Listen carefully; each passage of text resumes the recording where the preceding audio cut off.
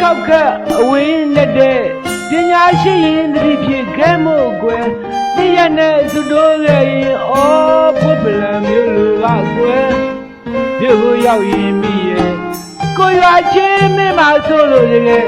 စကားတွေပေါင်းဖွဲ့ကရဲ့ခရရင်လွတ်ပြောမိရဲ့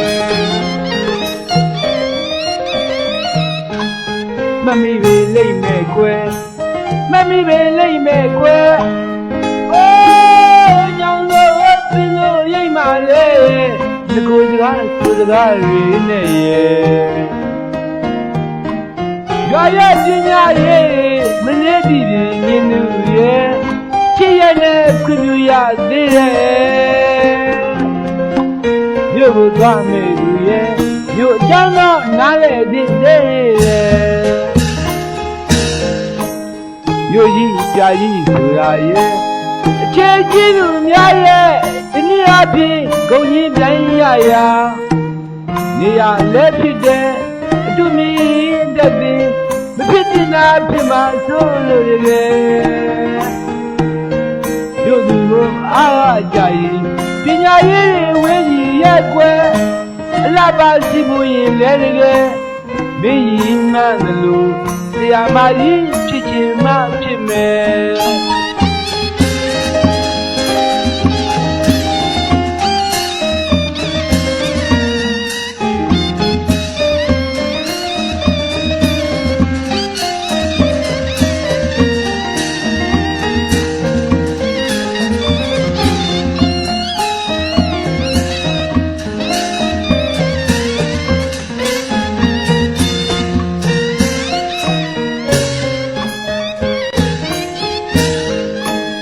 မြို့ကြီးပြာကြီးဆိုတာရဲ့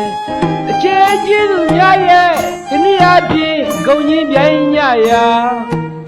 နေရလဲဖြစ်တဲ့အတူမီတက်သည်မဖြစ်တင်တာဖြစ်မှာဆိုလို့တကယ်မြို့သူတွေအားကြရင်ပညာရေးတွေမျက်ရည်ရဲ့ကွယ်လှပစီပူရင်လဲတကယ်ဘင်းရင်မှန်တယ်လို့တရားမကြီးဖြစ်ခြင်းမဖြစ်မယ်